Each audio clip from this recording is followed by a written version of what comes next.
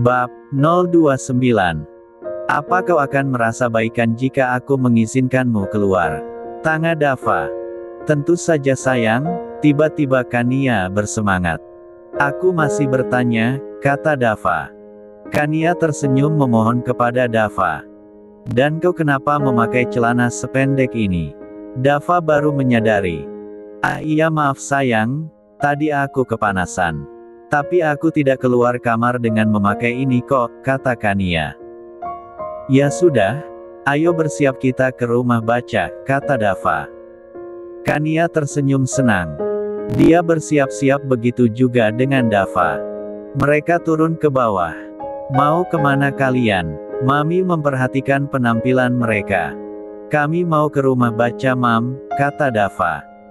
Kamu terlalu memanjakan dan menuruti kemauannya. Mami mendengus kesal.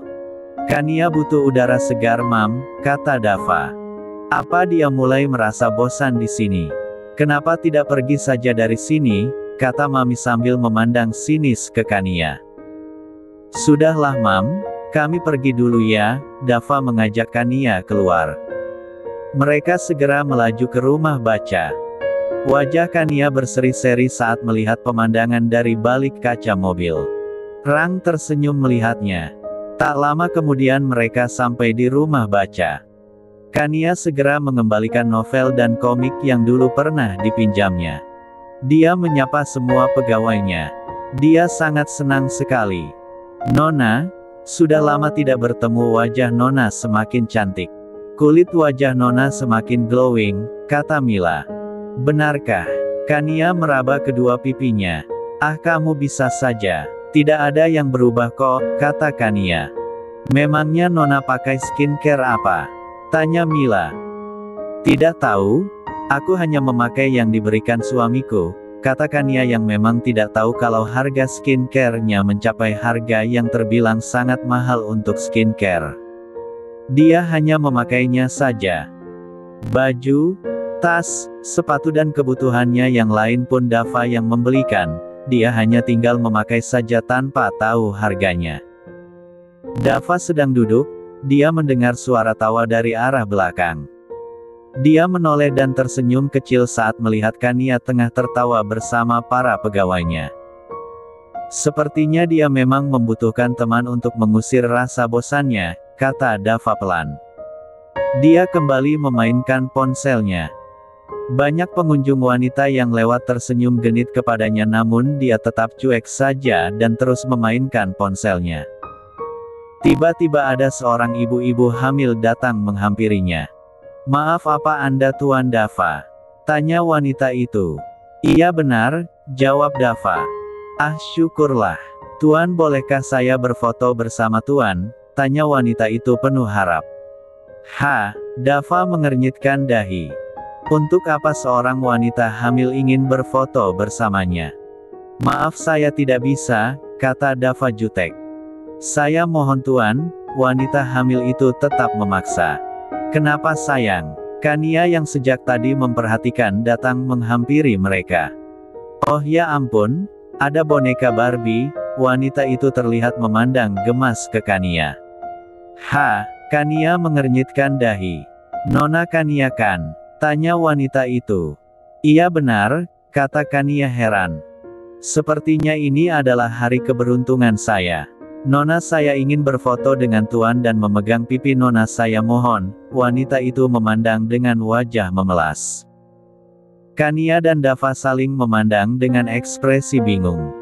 Saya sedang ngidam Nona, kata wanita itu. Oh ngidam?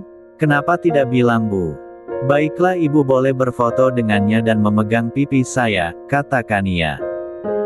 Dava melirik Kania seperti tidak setuju tapi Kania menatapnya seperti sedang memohon. Dava menghela nafas pelan dan mengangguk. Oh terima kasih Nona, ternyata berita itu benar Nona memang sangat baik sekali, wanita itu menyentuh pipi Kania yang sangat menggemaskan itu. Ya Tuhan semoga jika anakku perempuan akan secantik Nona Kania, wanita itu terlihat sangat senang.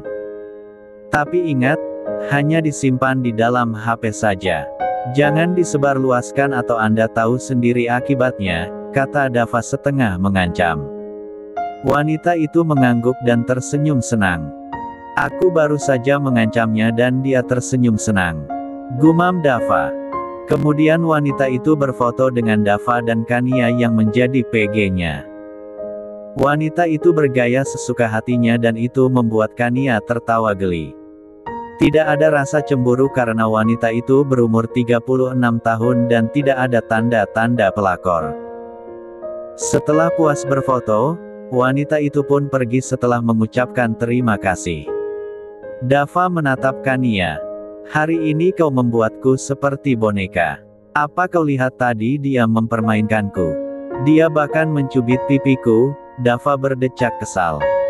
Hahaha iya maaf ya sayang, tapi itu sungguh lucu sekali, kata Kania sambil tertawa.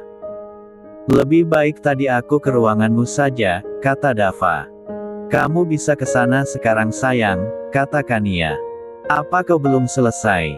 Tanya Dava. Belum? Aku mau memilih buku untuk dibawa pulang, kata Kania. Ya sudah aku tunggu di ruanganmu, Dava berdiri dan berjalan ke ruangan Kania.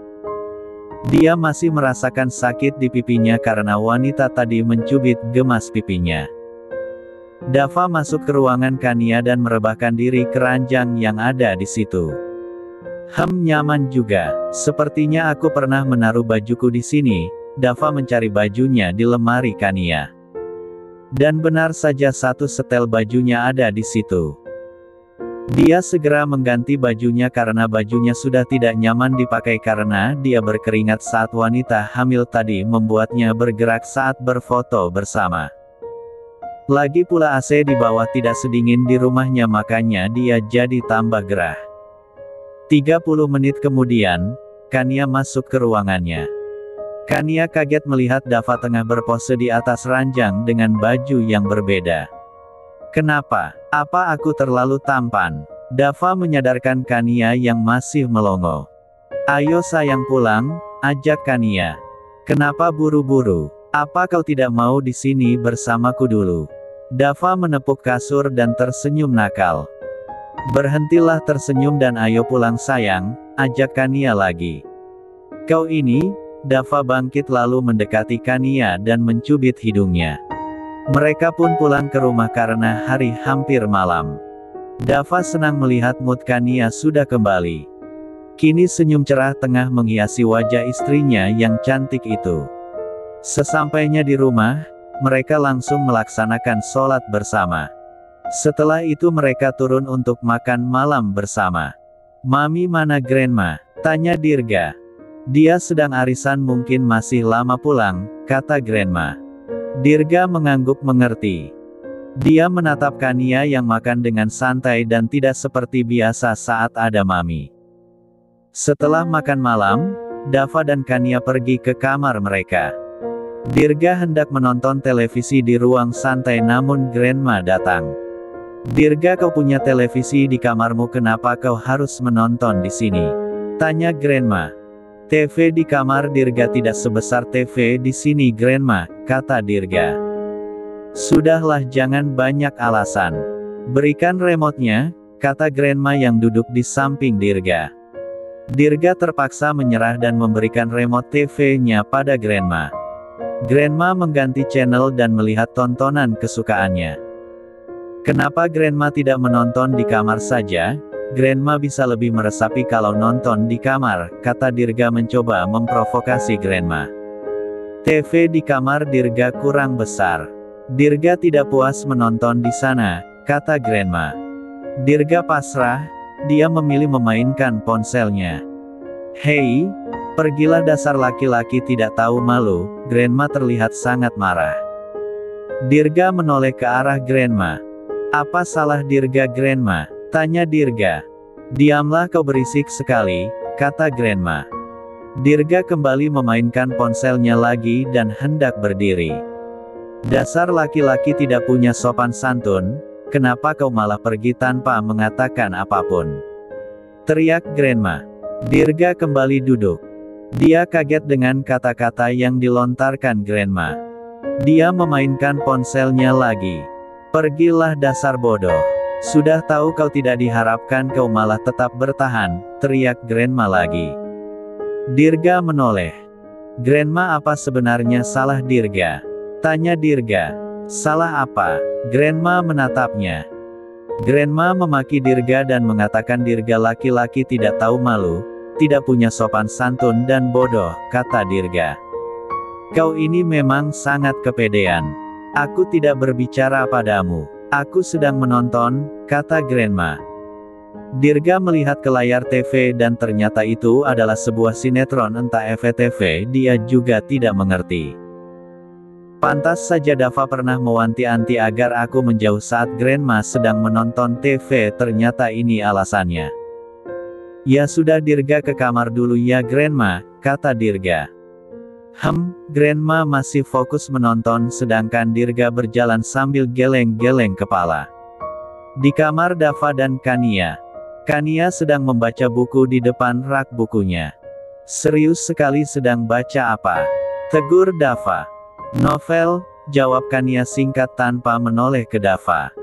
Apa kau lebih suka melihat tulisan di buku itu daripada melihat suamimu ini? Dava sedikit menyindir. Kania melihatnya dan menutup bukunya. Dia tersenyum pada Dava. Baiklah aku melihatmu sayang, kata Kania. Ya sudah bacalah lagi, Dava pergi ke ruang kerjanya. Kania geleng-geleng kepala melihatnya. Keesokan harinya. Karena hari Minggu, Dava dan Dirga tidak bekerja. Mereka memilih bersantai di rumah sedangkan Mami pergi jalan-jalan dan berbelanja ke mall. Di belakang rumah. Hari ini aku bebas tugas, kata Ruli yang tengah bertatap mesra dengan Ina. Aku tidak mas, kata Ina. Jadi, apa kamu tidak mau menemaniku sebentar saja di sini? Tanya Ruli. Memangnya kamu mau apa mas kok minta ditemani, kata Ina. Aku ingin, Ruli semakin mendekatkan wajahnya ke Ina berusaha mencuri sebuah ciuman. Suara seseorang mengagetkan mereka. Mereka melihat ke arah sumber suara dan ternyata itu adalah Dava. Sepertinya Dava sedang berkeliling di sekitar rumah. Dia melakukannya setiap hari Minggu. Tuan, Ruli dan Ina memberi hormat dengan wajah yang sama gugup dan malunya. Oh, tadi aku tidak sengaja lewat. Silahkan lanjutkan yang tadi, aku akan pergi. Dava melangkah pergi menuju taman belakang menemui Kania. Aduh aku malu sekali mas, kita tertangkap basah oleh Tuan Dava, Ina menutupi wajahnya dengan tangannya. Aku juga malu, tapi mau bagaimana lagi? Ayo kita lanjutkan tadi Tuan bilang begitu kan? Kata Ruli seakan tidak terjadi apa-apa. Ih kamu nakal, sudahlah aku mau melanjutkan pekerjaanku. Ina pergi meninggalkan Ruli dengan wajah kecewa karena gagal berciuman akibat ulah tuannya. Dava yang baru saja berkeliling rumah menghampiri Kania yang tengah duduk di tengah-tengah kebun bunga yang telah dirombak Mami. Kania memasang wajah masam dan rambutnya tampak berbeda. Sayang, ada apa? Kali ini aku salah apa? Tanya Dava. Kamu terlalu lama, kata Kania. Ah maaf sayang tadi aku memergoki kucing yang sedang berpacaran, kata Dava. Bagaimana mungkin ada kucing di sini? Tanya Kania. Ia tadi ada di sana tapi sudah pergi, kata Dava. Katakan, kenapa rambutmu jadi begini? Tanya Dava. Hari ini aku sedang ingin rambut yang seperti ini, kata Kania. Apa besok kau akan meluruskannya lagi? Tanya Dava. Kania mengangguk. Ah sudahlah, bawaan ibu hamil, gumam Dava. Apa aku jelek? Tanya Kania. Tidak kok tapi aku lebih suka rambutmu yang lurus, kata Dava. Tak lama kemudian Ina datang membawa teh dan kopi. Ina, apa kamu tahu tadi ada kucing di sini? Tanya Kania. Saya tidak melihat kucing Nona. Memangnya di mana Nona melihat kucing? Kata Ina. Bukan aku tapi Tuan. Dia melihat kucing di sana. Kania menunjuk ke arah lokasi tempat Ruli dan Ina yang tertangkap basah tadi. Oh saya tidak lihat Nona, Ina gugup. Masa tidak lihat? Bukannya tadi kamu berjalan ke arah sana ya? Tanya Kania. Saya tidak lihat Nona, Ina semakin gugup. Oh ya sudah, mungkin hanya Tuan saja yang lihat. Katanya kucing-kucing itu sedang pacaran, kata Kania. Ina semakin gugup dan malu. Dava menahan tawa melihat Kania yang polos dan Ina yang sedang menahan malu. Sudahlah sayang, kan dia tidak lihat. Hanya aku saja yang lihat, kata Dava. Ya sudah terima kasih minumannya ya, kata Kania. Iya Nona, Ina mengangguk dan pergi ke dalam. Kania menikmati tehnya. Dava mendapat panggilan telepon dari Dokter Risa. Dava menjauh dan mengangkatnya. Halo, jawab Dava. Halo Tuan, saya sudah mendapat beberapa data laki-laki berumur 24 tahun ke atas yang mempunyai golongan darah O negatif. Katakan, sahut Dava. Data lengkapnya sudah saya kirim ke email Tuan. Baiklah, Dava hendak mematikan teleponnya. Tunggu Tuan, ada satu nama yang tidak saya kirimkan ke Tuan, karena Tuan sudah mengenalnya. Siapa? Tanya Dava. Tuan Dirga. Apa? Dava tidak percaya dengan apa yang dia dengar. Baiklah terima kasih, kata Dava.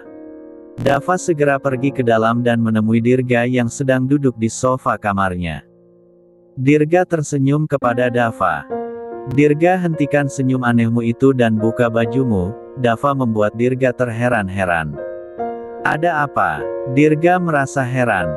Buka saja, Dava hendak membuka baju Dirga. Hei, apa-apaan kau ini? Kata Dirga menepis tangan Dava. Bukalah aku, aku ingin mencoba kaos yang kau pakai. Kalau nyaman aku akan membelinya juga, kata Dava. Apa kau begitu menyukai kaosku? Bukannya kau tidak suka mempunyai baju yang sama seperti orang lain? Tanya Dirga. Iya setelah melihat kaosmu aku tertarik, Dava terpaksa mengatakannya. Dirga menatap heran lalu dia membuka kaosnya. Sepertinya seleramu sudah menurun, Dirga tersenyum mengejek. Sudahlah, berbalik aku tidak ingin kau melihatku tanpa baju, kata Dava. Aku juga tidak tertarik melihatnya, Dirga segera berbalik dan kini Dava dapat melihat dengan jelas bahu Dirga. Dava semakin mendekati Dirga untuk memastikan yang dilihatnya dan ternyata memang benar di kedua bahu Dirga tidak ada tanda apa-apa.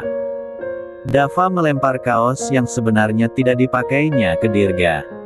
Rasanya tidak nyaman, aku tidak akan membelinya, Dava meninggalkan Dirga yang menatapnya heran. Dava berjalan ke tempat Kania. Ternyata bukan Dirga. Padahal aku sangat senang kalau seandainya Dirga lah kakak kandung Kania. Aku memang harus terus mencari pemilik O negatif dengan tanda lahir di bahu sebelah kiri. Dava berjalan dengan wajah pasrah menemui Kania yang menunggunya di taman belakang rumah. Dava kembali menemui Kania dengan perasaan bimbang.